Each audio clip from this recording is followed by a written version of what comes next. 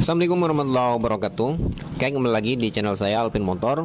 Welcome back bagi teman-teman subscriber Alpin Motor. Nih, di sini di kesempatan hari ini kita kedapatan motor Honda Beat karburator sekaligus dua. Itu sedang dibongkar mesinnya tuh, ya. Yang kode partnya KPY. Nah, di sini kita akan bongkar di bagian mesin karena permasalahan motor ini ngebul, keluar asap dan ada sedikit berisik di bagian mesin, tidak mulus. Oke. Nah, di sini sedikit cerita. Sebenarnya di sini motor ini sebelumnya tidak untuk bongkar di bagian mesin, servis di bagian mesin. Di sini sebelumnya kita dapat tugas dari yang punya motor, suruh perbaiki shock breaker depan dan juga kabel bodi, ya, kabel bodi. Ini kabel bodinya berantakan. Bisa teman-teman lihat nih untuk proses perapihan di bagian kabel bodi, cuplikannya. Ya, karena tidak kita videokan, tidak diupload ke YouTube maksudnya. Jadi perapihan kabel bodi sekedar untuk pembuktian kepada yang punya motor bahwasannya kabel bodinya berantakan. Ya. Kabel uratnya kalah luar. Taruh mukanya doang, waduh kabel. Nah, ini masa apa lagi di sini nih? Tuh teman-teman tuh. Tuh dari sininya juga sikringnya sudah dilepas satu. Aturan kan untuk Honda Beat karbu ini sikringnya ada dua. Ini ada solasi di sini. Tuh teman-teman tuh.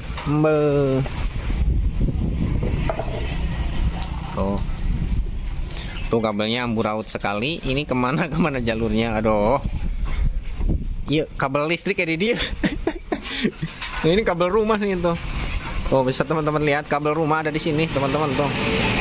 Oh. Kabel 2. Untuk di bagian kiproknya menggunakan 5TL, menggunakan punya Mio Sporty, ya. Sama saja nggak apa-apa. Untuk 5TL untuk jalur-jalurnya sama KPB sama KPY sama terus 5TL sama terus pokoknya untuk Jupiter, Pega ZR, Mio, Beat karbu, KLX. Ya itu sama saja kiproknya, PNP untuk jalurnya sama saja. Tuh.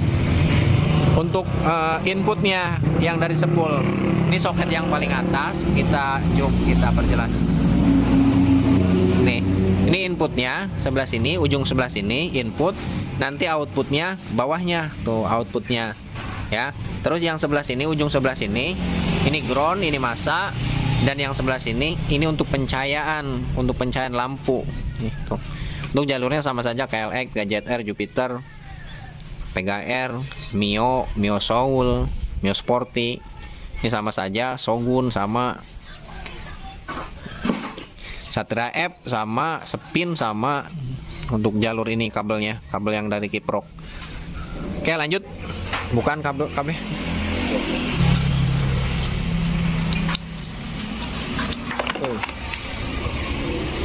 Tuh teman-teman tuh. Sekalian ya. Tuh di bagian timahnya nggak ada, tuh nggak ada, nempel ke sini kali, tuh nggak ada, gosong. Switch starter samping udah putus kayak gini, set ke bawah, masuk ke mana ini? Panjang sini teman-teman nih. Oh ternyata masuk ke bagian lampu ini, lampu malam. Lampu malam.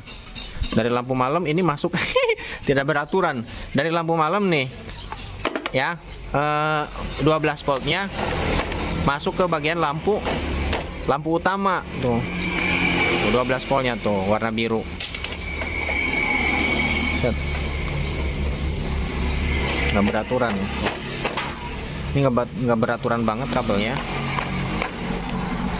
Cangklong businya nggak ada teman-teman loh. Oh, pakai kabel sehelai. Oke, tuh. Samburaut. Oke. Lanjut kita mulai rapihkan serapih mungkin. Oke, ya, bisa teman-teman lihat berantakan sekali, bahkan ada kabel rumah segala di motor. Parah. Nah, untuk sebelumnya ini kelistrikannya mati total. Di bagian saklar nggak ada, saklar sen rusak dan juga sen-sennya tidak menyala, lampu speedometer di sini mati, klakson mati, double starter mati, lampu depan mati, pokoknya berantakan lah ya. Nih, sekarang kita akan bongkar mesin. Nah, kita coba nyalakan dulu supaya teman-teman tahu nih kronologi masalahnya. Pasang CDA nah, pasang CDA.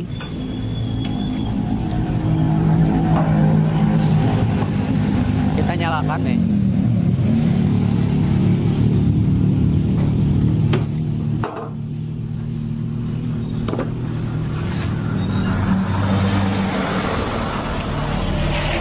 Supaya teman-teman tahu kronologi berasapnya seperti apa. Kontak. Oke, lagi di jalan ya, yang engkol.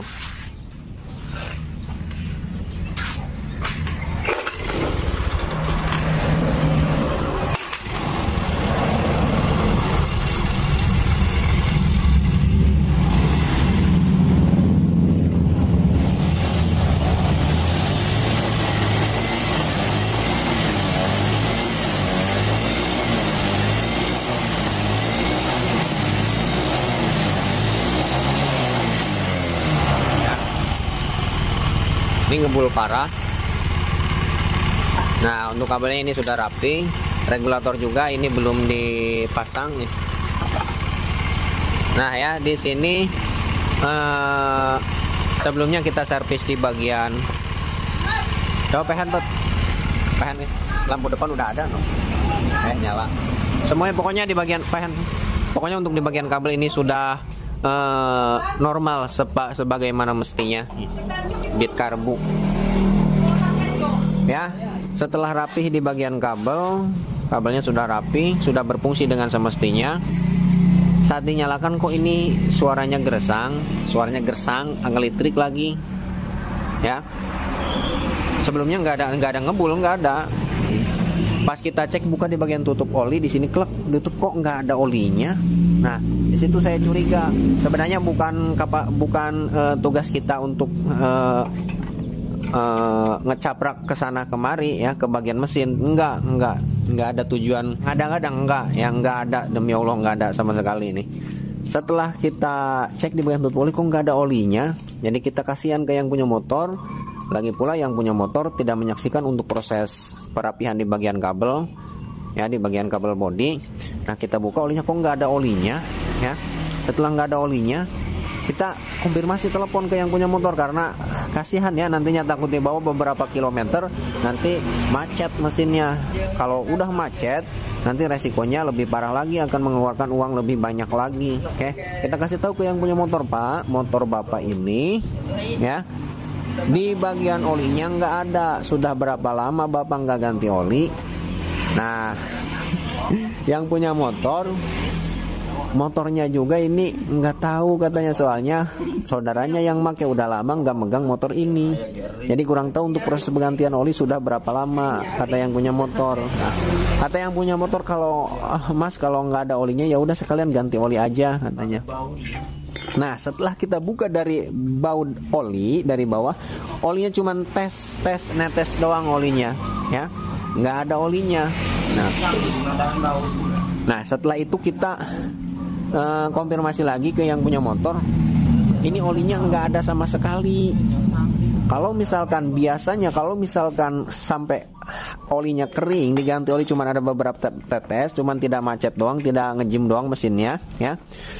Kalau misalkan dikasih oli itu pasti akan ngebul, akan berasap ya. Walaupun tidak terlihat asapnya, pasti setiap proses penggantian olinya akan habis duluan. Misalkan biasa ganti 1 bulan oli itu tersisa normal, ini mah diganti oli sebulan oli nggak ada.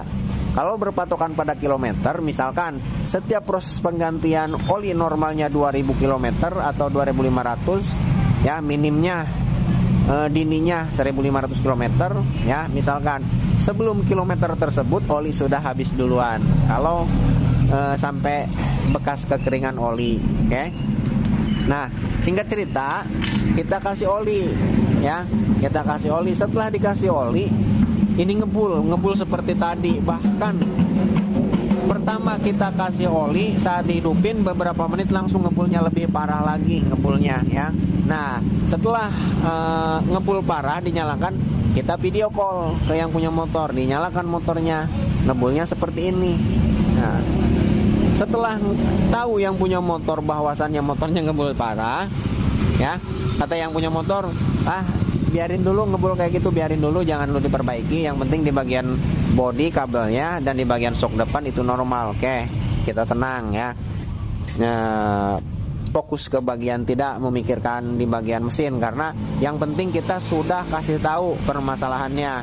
Kita fokus ke bagian kabel. Nah, setelah selang beberapa jam, yang punya motor nelpon lagi, Mas, sekalian katanya mesinnya bongkar aja biar lebih jos, biar lebih mantep, tidak ada ngebul, tidak ada asap dari knalpot. Nah sekarang kita bongkar di bagian mesin. Untuk memperbaiki motor ini ada dua tahapan. Yang pertama tahapan di bagian kabel bodi dan shock depan, dan yang kedua kita dapat instruksi lagi bongkar di bagian mesin. Karena yang punya motor sudah tahu kronologis ngebulnya seperti apa, masalahnya di bagian mana, kita sudah jelaskan.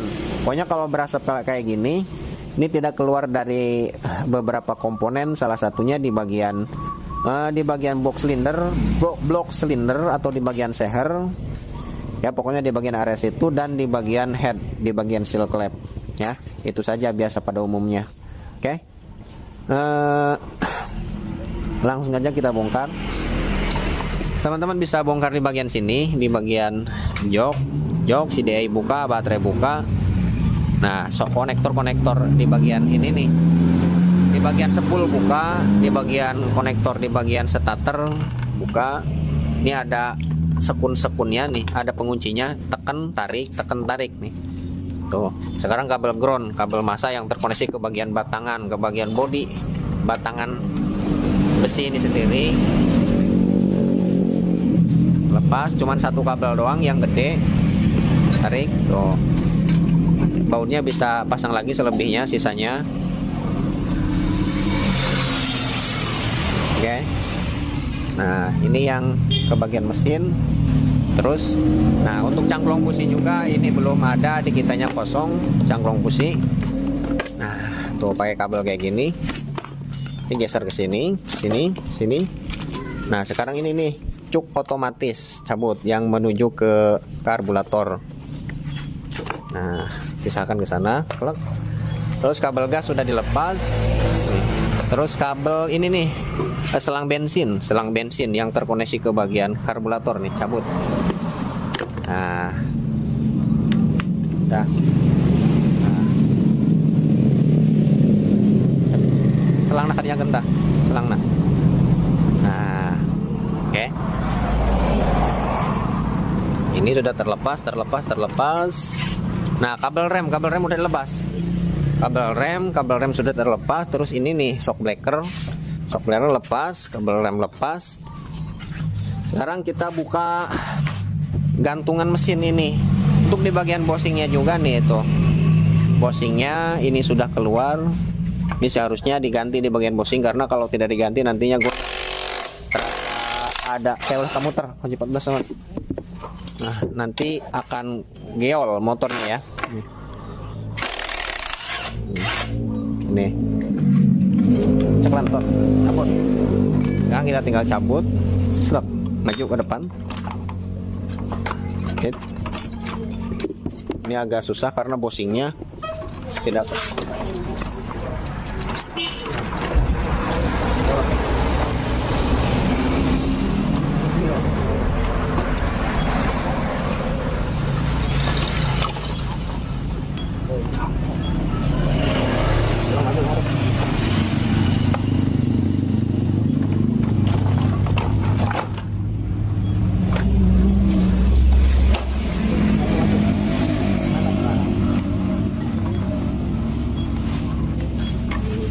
Tuh ya, kenapa ini susah ngangkatnya nih, tuh teman-teman, tuh bosnya keluar ke sini.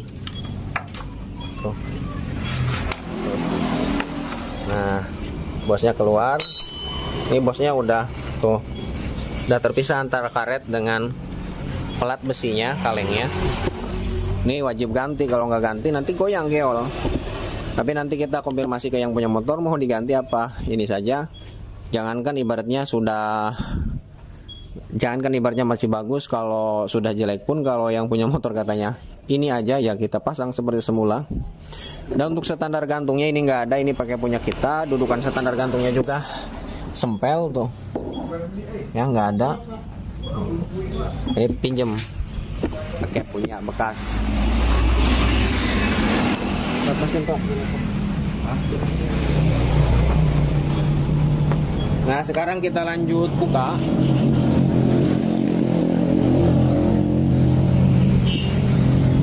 Pakai impact top. Impact 8, buka tutup ini nih, filter udara, karburator. Tahapan-tahapannya kita bertahap, step by step untuk pembongkaran. Nanti insya Allah untuk pemasangan juga, insya Allah ya, tidak janji, kita tutorialkan. Nah sekarang buka bagian sini. Nah pertama ini, nah, bautnya ada dua di sini dan di sini dua, tapi ini nggak ada. Baut CVT-nya juga udah pada nggak ada tuh. Oke, sekarang buka ini nih, filter udara. Filter udara juga kalau bawaannya di sini kunci 10, di sebelah sana kunci 10, tapi ini sudah kombinasi, ada kunci 8-nya tuh. Ini kalau bawaannya 10 semua di sini.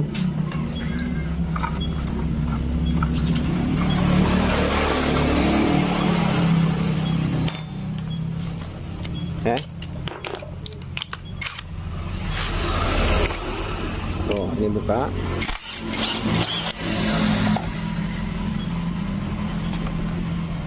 Setelah itu mesti buka baut filter. Nah, baut filter ini sebelah sana satu nih, letaknya di sini. Nih, satu. Setelah ini kena, lanjut ini nih. Baut manifold intake. Cabut. Nah, sekarang angkat ini berbarengan dengan filter boleh. Ini hawa ini cabut dulu. Nah, tuh kayak gitu. Nyangkut. Nah, coba hawa itu tah apa selang adalah mangpet tuh, coba tiup mangpet tuh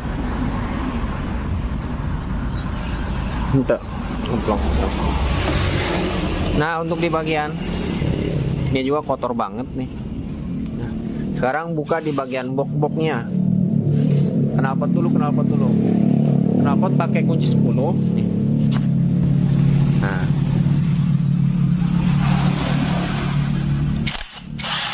tuh pakai kunci 10 semua.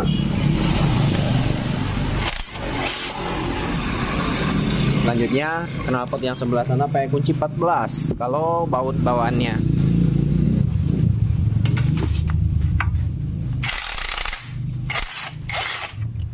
Cuman ada satu, seharusnya ada dua di bawah dan di atas bautnya. Baut 14. Oke. Nah kayak gini buka di bagian box ini nih, box mesin.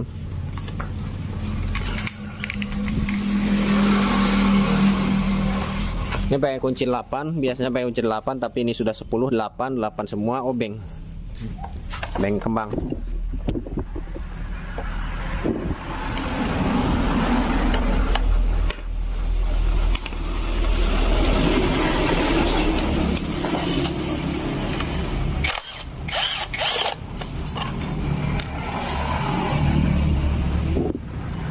Nah untuk lubang aisnya juga ini sudah disumpel nih. Di sini sudah disumpel, tidak masalah lah. Kalau misalkan ini bocor nih, ini akan nembak-nembak, turun gas, dar, ini nembak dari sini. Kalau ininya bolong,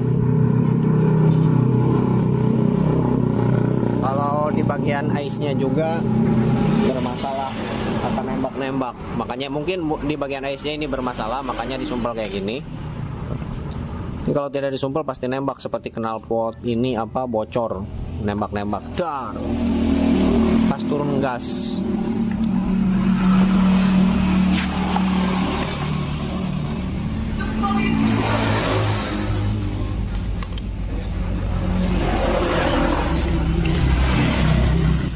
Pakai kunci 10.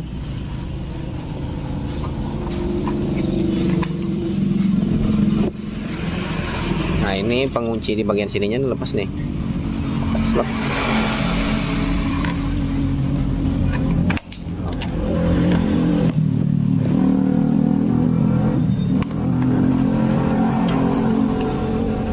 Nah, ini bukan nih, kayak 10 lagi. Impact-nya. Nah.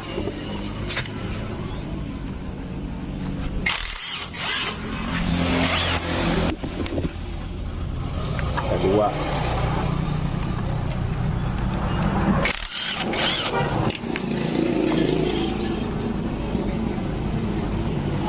Hadapna. Bawahnya juga sama, ada kunci 10, pakai kunci 10 untuk lepasnya.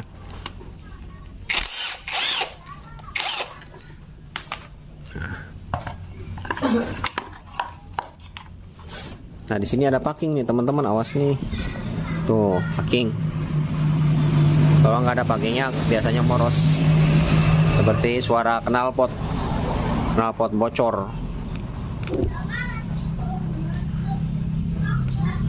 Nah, untuk pembongkaran ini boleh ditopkan dulu mangga, nggak ditopkan dulu mangga. Ya, kalau untuk pembongkaran. Kalau ditopkan tinggal topkan saja di sini nih, tuh garis T di bagian, ada di sana T dan F, tapi di T untuk pengetopan. Sekarang kita buka.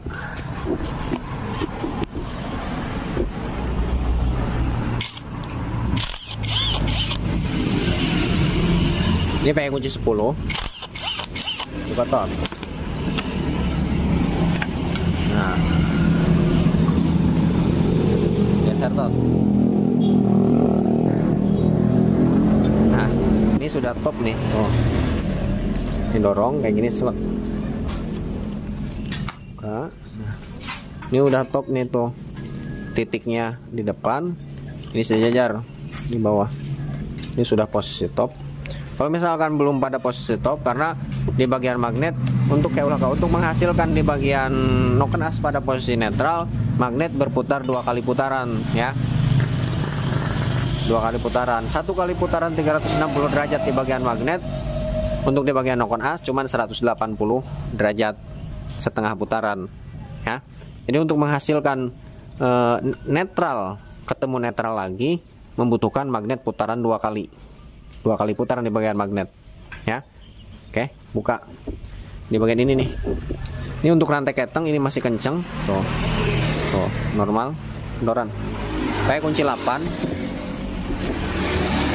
pakai impact sih. Ya, udah cepet.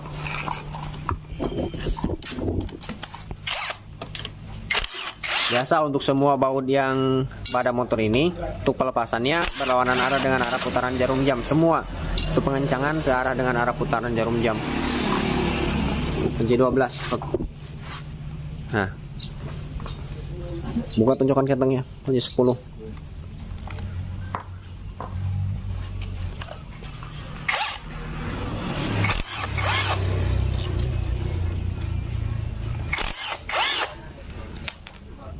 Nah, sekarang kita cek bertahap satu persatu di bagian tonjokan keteng. Nah, tuh, ini dari segi fisiknya belum diapa-apakan, ini sudah ada pertanda bahwa di bagian tonjokan keteng sudah lemah, sudah bermasalah. Nih, tuh, ya, udah ada space, tuh, goyang. Apalagi saat kita pukul kayak gini. Ini nak, takut begitu tak? Nah. Nih, kita pukul ke bawah kayak gini. Ini kalau masuk berarti tonjokan keteng bermasalah, udah harus diganti tuh. Ini masuk tuh. Nggak balik lagi. Nah, ini kemungkinan yang suara berisik. Ini dari sini tonjokan keteng nih Pak yang punya motor. Ya, karena yang punya motor ini tidak menyaksikan proses pembongkarannya, dan untuk pembongkarannya pun ini,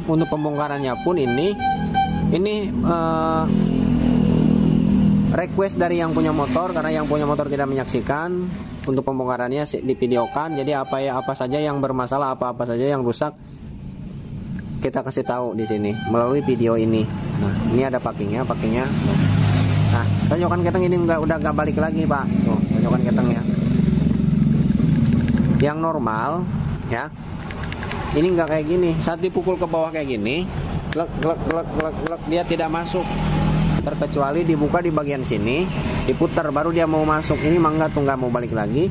Kemungkinan yang suara berisik ini berpusat dari sini. Yang berisik ya.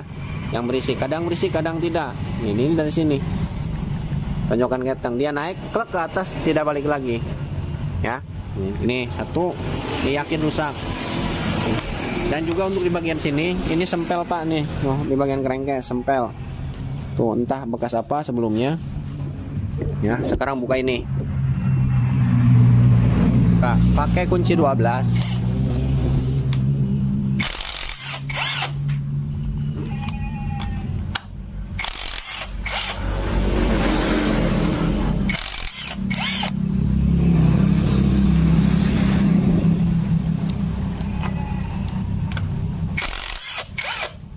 Nah.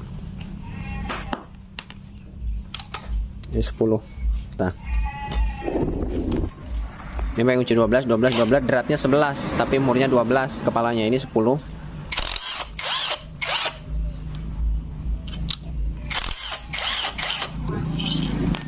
Ini sebelum dicabut, bagi teman-teman semua yang belum tahu nih, di sini untuk jenis motor Honda Beat karburator yang kode partnya KPY atau spasi karbu, di sini ada pegas per kecil. Nah, di sini nih, sini ada per, tuh, per kecil, dan di sini ada cecolok tetap gunting lah. Ada tonjokannya, bos pennya di sini, penahan dekompresi cokel. Keluarkan. Ini berperan penting. Kalau tidak dipasang di bagian sini, dijamin motor Anda tidak akan bisa stasioner, suaranya berisik dan langsamnya mati-matian. Kalau dekompresi di bagian noken asnya tidak dilepas. Kalau misalkan mau lepas di bagian sini dengan satu syarat, dekompresi di bagian dalamnya harus dilepas. Kalau misalkan dekompresi di bagian noken as tidak dilepas, ya, dekompresinya tidak dilepas, ini dilepas, tidak terpasang atau lupa gimana ya, percuma ya. Suaranya tidak akan normal, akan berisik dan stasionernya naik turun, bahkan tidak bisa stasioner, tidak bisa langsam, dan motornya tidak ada tenaga mesinnya. Oke. Ini penting, berperan penting. Ini jangan sampai hilang nih. Sekarang kita buka. Oke. Buka. Tuh, ya, teman-teman bisa teman-teman lihat. Nih Pak, kepada yang punya motor, nih kondisi di bagian ruang pembakarannya seperti ini. Hitam dan basah. Tuh, hitam basah dan banyak keraknya tebal.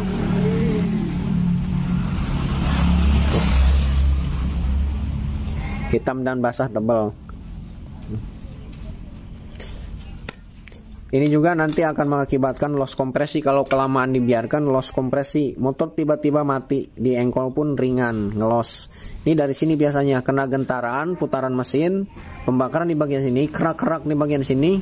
Ini akan rontok, akan lepas ya saat mesin menyala. Dan saat palep naik turun, si kotoran ini, si kerak ini akan menyelap, menyempil ke bagian palep in maupun palep X. Seketika motor itu akan mati, hilang kompresi. Karena untuk menyalakan motor itu ada 3 faktor unsur. 3 faktor pertama, 1 pengapian, kompresi, bahan bakar. Jika salah satu itu tidak ada atau lemah, tidak akan menyala motornya. Oke. Untuk buka di bagian sini, nanti dulu kita buka di bagian box silinder. Nah, ini ada packing kalengnya nih. Tuh, kita lepas dulu. Untuk membuka di bagian boring, nah, dicabut dulu nih. Ini rentan patah nih kalau yang ori. Untuk buka di bagian boring, di bagian sini, nih, sebelum buka di bagian sini nih catatan, kalau misalkan kotor kayak gini nih tuh, banyak debu, semprot Pak. Ini disemprot dulu. Nantinya kalau kita tidak bertujuan untuk overhaul, buka di bagian mesin tengah, kalau ini kotor, buka boring, kotor akan masuk ke bagian dalam crankcase. Nah, semprot dulu. Pak.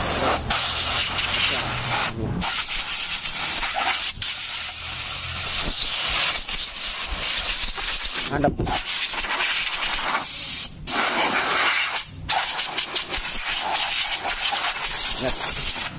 Ya, si debu atau kotoran tidak masuk ke bagian crankcase nantinya. Sekarang kita cabut.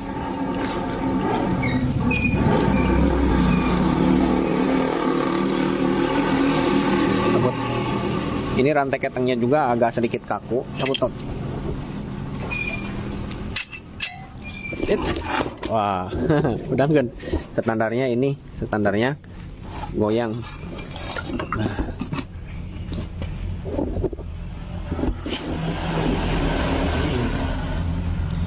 Tuh, ya kita lihat di bagian boring.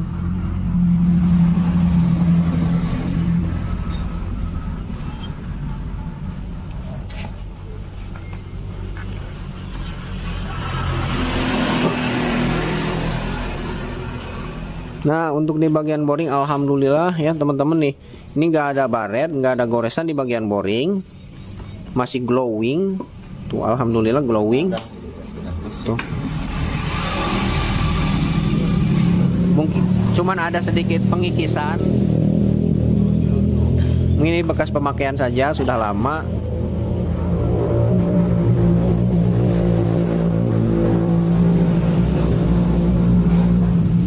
Kalau masih glowing kayak gini, diganti ringnya saja, ini aman, tidak akan ngebul. Nanti kita ukur menggunakan ring seher yang baru, celahnya ada berapa mili celahnya. 0,10 standarnya. Kalau misalkan ada 0,15 celah di bagian ring, itu masih standar, masih bisa dipakai.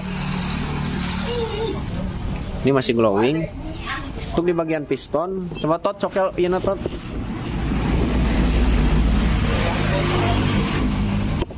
Cokel pena.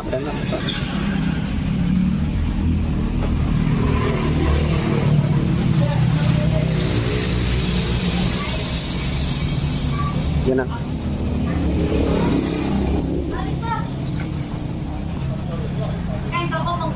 Obeng.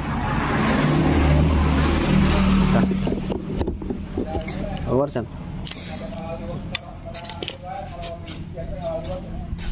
Bawa perses beraya. Ini nak keriknya. Ini dia.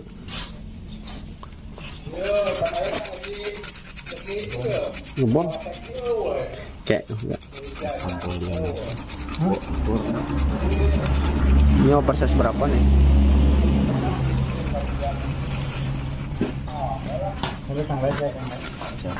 Ini mereknya juga, merek apa ini pistonnya?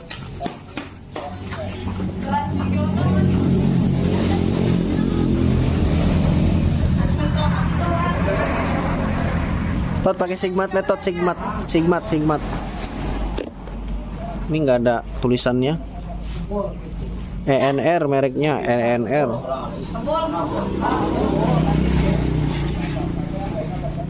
Tot. Kita lihat oversize-nya berapa. Masih standar.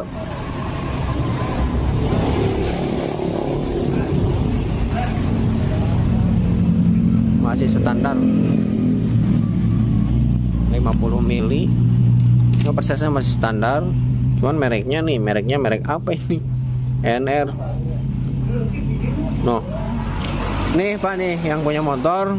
Jadi motor Bapak ini ngebul, satu pistonnya merek.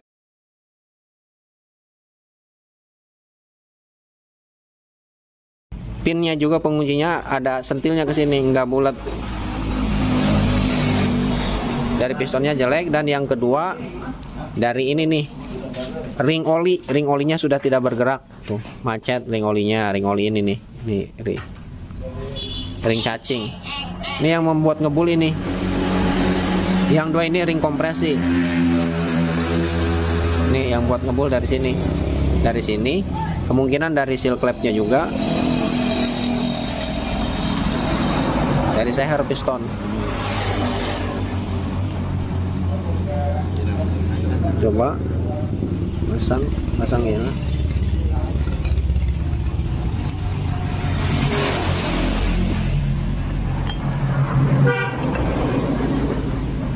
Wah, tuh kan ringnya juga sudah parah, celahnya udah 1 mili lebih.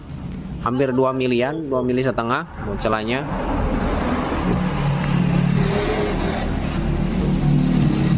Nanti kita kalau misalkan di sini celahnya sudah pakai ring baru, kita coba. Kalau misalkan celahnya di sini sudah sampai ke 0,50, 0,35 ya. Ini harus di quarter, harus dilemer, nantinya tidak awet ke bagian ring. Ya, apalagi ini sekalian nih pistonnya jelek. Ya, seharusnya ini ganti dengan lumayan lah yang standar, enggak yang ori juga. Kalau bisa pakai yang standar yang sudah teruji kualitasnya, ya standar, contohnya seperti Federal, Aspira, NPP dan sebagainya nih. Ya, ini nanti kita cari solusinya yang terbaik, karena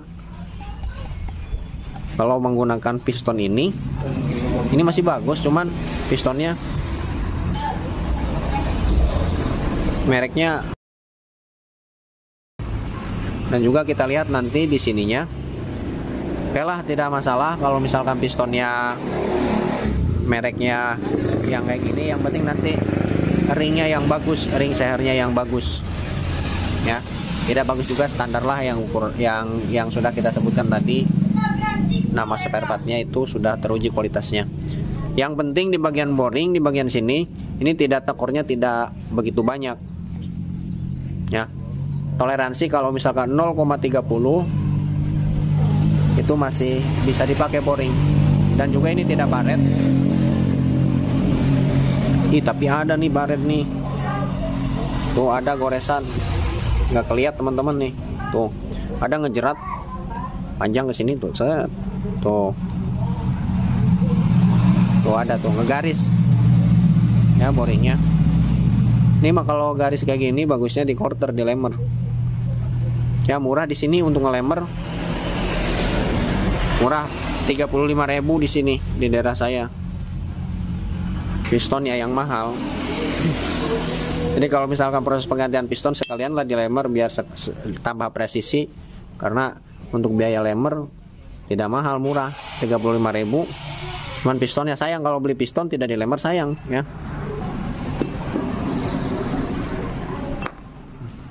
Kita cek di bagian setang. Untuk pengecekan di bagian setang ya, ini sudah beberapa kali saya jelaskan untuk pengecekan di bagian setang. Ini untuk pengecekan pertama, tahan kayak gini, dorong tarik pakai perasaan. Dorong tarik pakai perasaan. Dia kalau ada space ini akan terasa. Tuh. Ini masih bagus untuk sementara. Tidak ada spasi.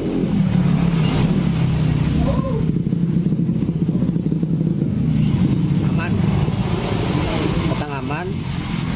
Cara pengecekan yang kedua, ini setang tarik, pukul. Ya, tarik, pukul. Diusahakan di tengah, jangan geser. Kalau geser dia tetap bunyi. Di tengah, set. Pukul kayak gini. Kalau suaranya trak itu menandakan ada space conrod atau di bagian setang ini rusak, harus diganti. Tapi kalau suaranya duk itu menandakan conrod tidak ada space. Conrod masih bagus, setang masih bagus.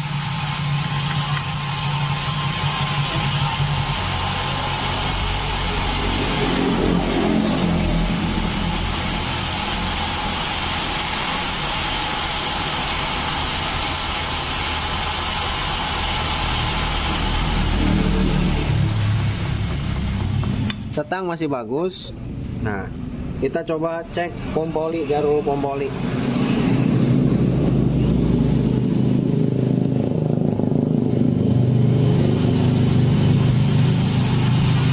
Oli bagus keluarnya, teman-teman.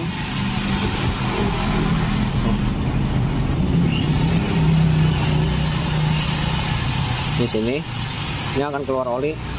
Tuh, bagus. Nanti dia akan naik, set, masuk ke sini. Sebagian masuk ke bagian setang, sebagian naik ke sini, masuk ke bagian head nanti ke atas. Sebagian dia masuk ke bagian setang, belum masih di bagian setang. Sebagian dia masuk ke atas ke sini, set, ke bagian head. Oke. Pompoli. Dan selanjutnya kita buka di bagian head. Tat, cepat buka tat. Tat. Woi.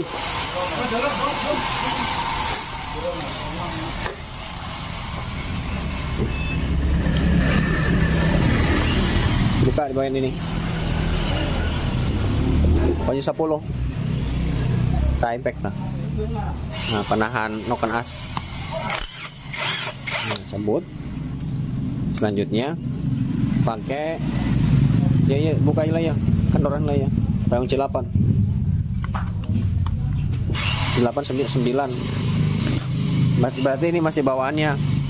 Kalau udah proses penggantian ini pakai kunci 8 biasanya yang imitasi, tapi ini masih ori kayaknya, kunci 9.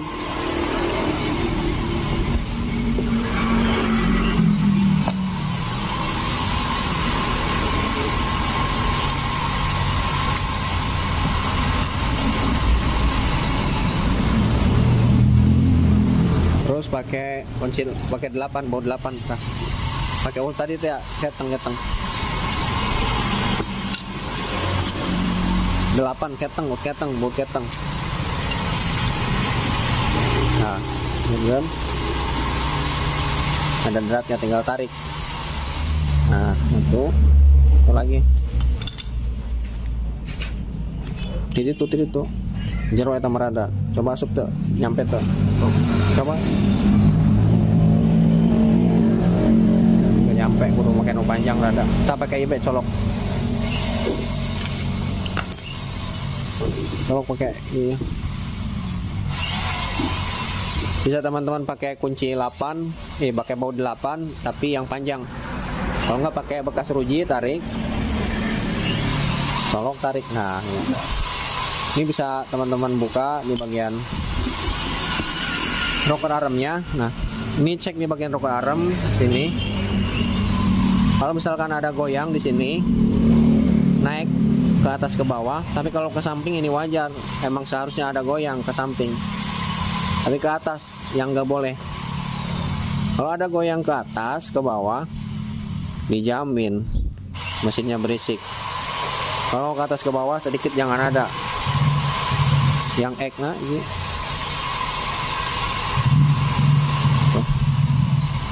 Tuh. Ya, masih bagus di bagian rocker arm. Nah, kalau ke samping mah emang harus ada. Nah, untuk membedakan rocker arm yang in dan yang X, kalau untuk jenis Honda Beat KPY, nih ini ada penekan dekompresinya kalau yang X. Kalau yang in nggak ada penekan dekompresinya. Kalau yang X ada nih tuh. Ya. Jadi nggak bakal mungkin keliru. Kalau keliru ya akan normal. Parah yang masangnya kalau sampai keliru. Karena dari segi fisiknya ini beda banget untuk yang in dan yang X. Selanjutnya buka di bagian noken as. Untuk pembukaan di bagian noken as di sini untuk jenis motor Beat karbu, spasi karbu dan sejenisnya. Ini saat pembukaan di bagian noken as ini harus posisi overlap. Dimana benjolan di bagian sini jangan ke atas. Kalau ke atas ke sini, ini posisi netral. Jadi ke bawah ke sini. Nah, baru bisa dicabut. Posisi overlap. Kalau posisi netral, kita balik lagi nih. Set posisi netral kayak gini, ini dicabut pun nggak akan bakalan kena, mentok tuh di bagian lip noken asnya, mentok ke bagian head. Ini harus posisi overlap. Kayak gini tuh, baru bisa dicabut.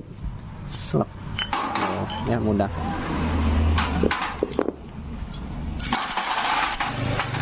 Bagian sini bearing noken as yang kecil aman, yang besarnya di sini aman. Jadi noken as aman. Untuk dekompresinya ini muter normal, satu arah. Ya. Melotot. Nah, sekarang kita cek di bagian palep. Satu tahap lagi nih pengecekan di bagian palep. Pakai kain dibuntel ini, ganjel ke handap, kita kan pakai nu bolong, pakai kunci 12 ya. Nah, ini udah dicocokin, udah ditutup. Kalau nggak ditutup ini nanti kukunya dia akan keluar ke sini, nanti hilang. Mana palu? Kalau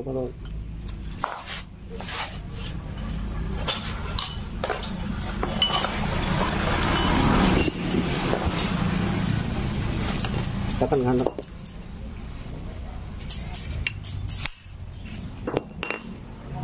Pas.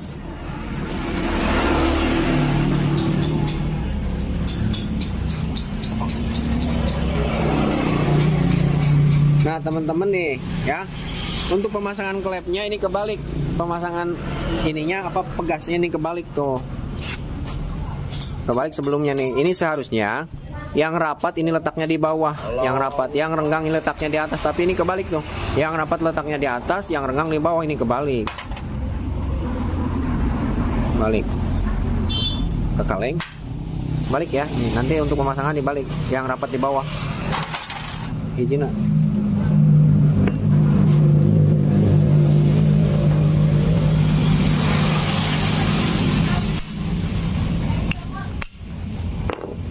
Gede tuh.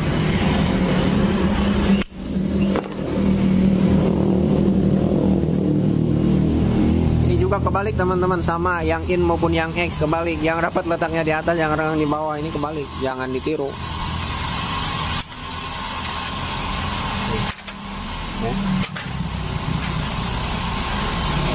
Sekarang kita cek di bagian klep. Nah.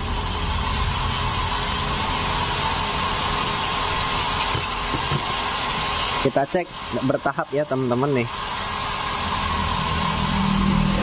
Oke, untuk yang X ini masih tebal, tapi kita cek lagi setelah bersih. Biasanya untuk yang X biasanya pada keropos, disekir beberapa kali pun dia akan tetap rembes, akan tetap bocor kalau keropos yang X ya. Nanti kita cek lagi, ini 50-50 antara diganti dan tidak. Kalau misalnya keropos di bagian sininya nih, ini harus diganti walaupun tebal.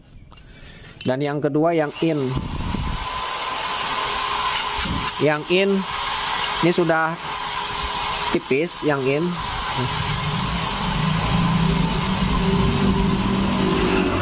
Sudah tipis, sudah ada bekas ngegot tuh. Sudah tidak rata, sudah tidak presisi. Oke. Ini bagusnya diganti, tapi dipakai juga, ini masih bisa dipakai. Nah, oke. Lanjutnya kita cek bos klep. Untuk pengecekan bos klep, bisa teman-teman masukin kayak gini, selek, ya. Cek seal klep dulu nih, buka seal klep. Seal klep tidak begitu keras-keras amat tuh, masih lentur. Masih lentur, yang in maupun yang X oh, masih lentur ya. Berarti ini jelas permasalahannya bukan di bagian klep atau di bagian seal klep. Ini permasalahannya dari piston, dari seher ringnya yang sudah aus banget, yang sudah tekor banget. Dan di bagian pistonnya, di bagian sehernya menggunakan nipix dari seher yang ngebul. Dan yang berisik ini dari tonjokan keteng, penekan rantai keteng. Ini kita buka di bagian seal klep. Tetang.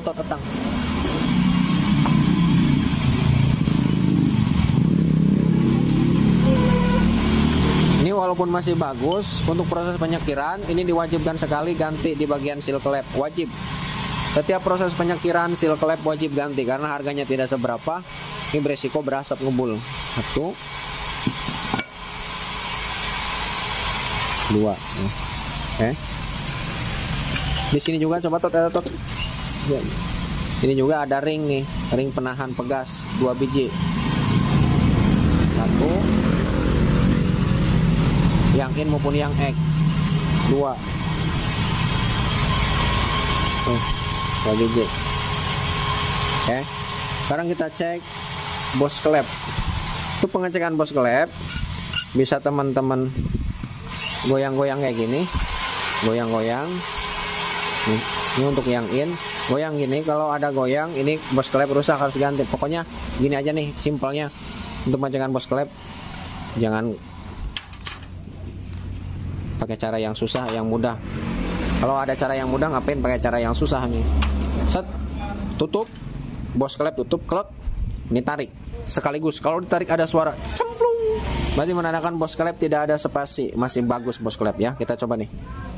Nah, itu menandakan bos klep bagus. Kalau misalkan dicabut kayak gini, tidak, suaranya tidak cemplung, biasa saja nih, seperti tidak ditutup, slek, slek, itu dijamin bos klep rusak, harus ganti. Nantinya percuma, tidak diganti bos klep, dia akan ngelitrik, berisik. Yang normal kayak gini nih. Oh, ditutup, tarik, ceplung, no X, dia kenot, no X. Sekarang yang X, masukin lagi. Caranya kayak tadi, tutup, tarik. Kalau bunyi cemplung, ini tandanya masih bagus. Oh, ya, masih bagus. Yang in dan yang X masih bagus di bagian bos klep. Nah, oke. Jadi masalahnya ini sudah jelas. Pertama di bagian boring, di bagian piston, ya, untuk sementara. Kalau untuk di bagian boring masih 50-50, nanti kita cek lagi, ya, 50-50. Kalau di bagian seher ini sudah jelas, sehernya dan di ringnya sudah rusak. Tonjokan keteng, penekan keteng ini sudah rusak. Oke. Itu yang membuat motor ngebul dan yang membuat berisik. Itu di bagian setang aman. Rantai keteng ini masih aman tuh. Enggak kaku, enggak kaku, masih bagus tuh. Kalau misalkan kaku di bagian rantai keteng, ini wajib ganti, percuma nantinya berisik. Ya, kalau kaku. Ini masih bagus, enggak kaku tuh.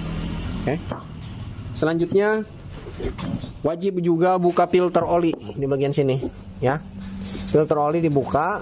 Kalau misalkan tersumbat di bagian sini, nanti oli tidak akan naik ke bagian sini, tidak akan keluar ke bagian sini. Karena pada dasarnya sebelum oli naik bersirkulasi ke bagian head, pompa oli menyedot oli, ini akan melalui ini dulu pertama. Jadi kalau ini di bagian sini mampet, pompa oli juga akan kesusahan untuk menghisap di bagian oli, tidak akan terhisap di bagian sini.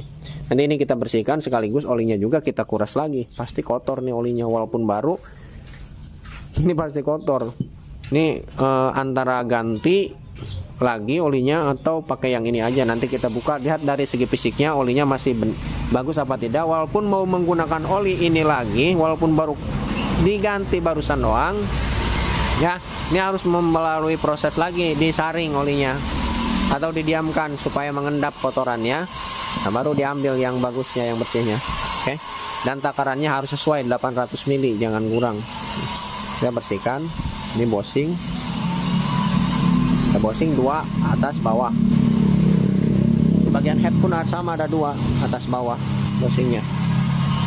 Oke.